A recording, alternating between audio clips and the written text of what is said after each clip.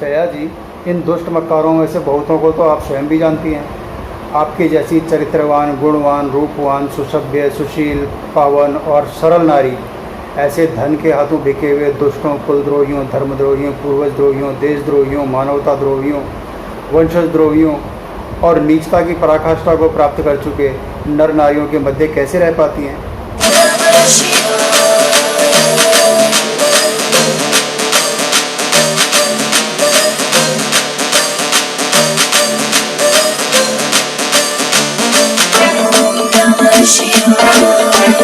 Just because there are few people, you cannot tarnish the image of the entire industry. I was really embarrassed and ashamed that yesterday one of our members in the Lok Sabha spoke, who is from the industry, against, I'm not taking a name, against the film industry. It's a shame. जिस थाली में खाते हैं उसमें छेद करते हैं। कि सोशल मीडिया पर श्वेता बच्चन की एक तस्वीर बहुत ज्यादा वायरल हो रही है और इस तस्वीर को देखते हुए ये लगता है कि इसमें जो भी मौजूद है सारे नशे में धुत हैं, जिनमें जया बच्चन की लाडली श्वेता बच्चन भी शामिल है। तो लोगों का मानना है कि हो सकता है कि अपनी बेटी को बचाने के लिए जया बच्चन ने ऐसा बयान दिया हो। कहते हैं ना दोस्तों, चोर की दाढ़ी में तिनका। वही बात यहाँ जया बच्चन के ऊपर भी लागू होती है। कहीं न कहीं उन्हें डर सता रहा है कि अगर उनके खानदान में से भी कोई पकड़ा जाता है तो उनका क्या हाल होगा। बच्चन खानदान का नाम मिट्टी में मिल जाएगा और वैसा नहीं होने देना चाहती जया बच्चन। हाँ, ये बात और है कि सुशांत को इंसाफ मिले ना मिले, इससे उन्हें कोई लेना देना नहीं, लेकिन अपनी बेटी का नाम बाहर आए ये उनसे बर्दाश्त नहीं। और तभी कंगना ने उनसे बहुत शानदार सवाल किया था दोस्तों कि क्या जो मेरे साथ हुआ वो श्वेता के साथ होता तब भी आप यही कहती?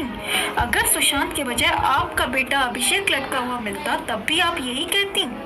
इस बात का जवाब नहीं होगा बड़बोली जया बच्चन के पास।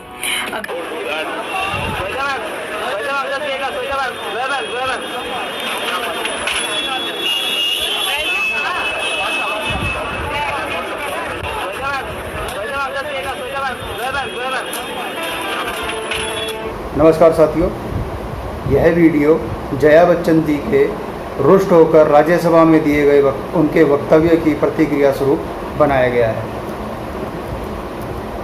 जया जी मनुष्य रूपेण मृगाश्चरन्ति, सुशिक्षा से वंचित प्राणी मनुष्य रूपी पशु बन जाता है जो सदा अपने पूर्वजों की थाली में छेद करके दिखाता है किंतु फिर भी दूसरों को गरियाता है।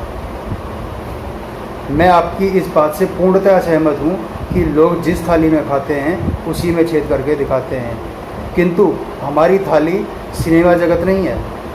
वह तो हमारे देश रूपी बड़ी थाली और महाराष्ट्र रूपी छोटी थाली की मात्र एक छोटी सी प्याली है। आप हमारे देश की थाली में छेद करने वाले सभी मक्कारों को अनावृत करना भूल गई हैं।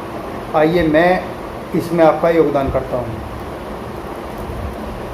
देखिए कौन से दुष्ट मक्कार नित्य हमारी थाली में छेद करते हैं।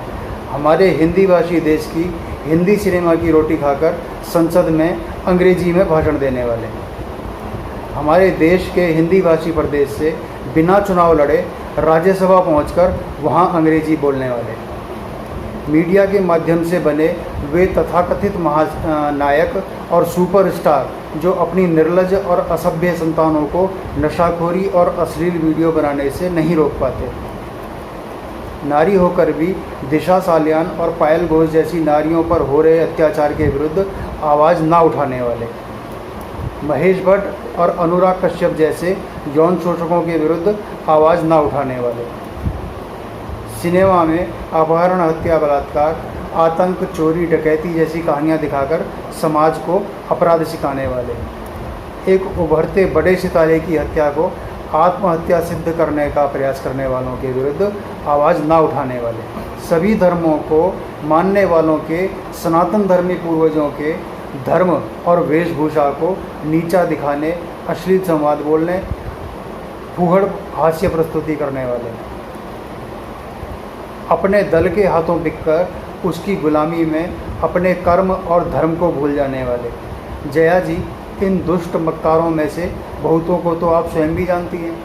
आपके जैसी चरित्रवान, गुणवान, सुसभ्य, रूपवान, सुशील, पावन और सरल नारी ऐसे धन के हाथों बिके हुए दुष्टों, कुलद्रोहियों, धर्मद्रोहियों, पूर्वजद्रोहियों, देशद्रोहियों, मानवताद्रोहियों, वंशद्रोहियों और नीचता की पराकाष्ठा को प्राप्त हो चुके नर नारियों के मध्य कैसे रह लेती हैं? समूचा देश आपके खानदान को भली प्रकार जानता है। यदि क्या ऐसे वातावरण में आपको घुटन की अनुभूति नहीं होती? यदि होती है तो आप चुप क्यों रहती हैं? रवि किशन जी ने ऐसा क्या कह दिया था जो आपको अंग्रेजी में रोष प्रकट करना पड़ा? क्या आपको हिंदी नहीं आती या आपको हिंदी बोलने में लज्जा आती है?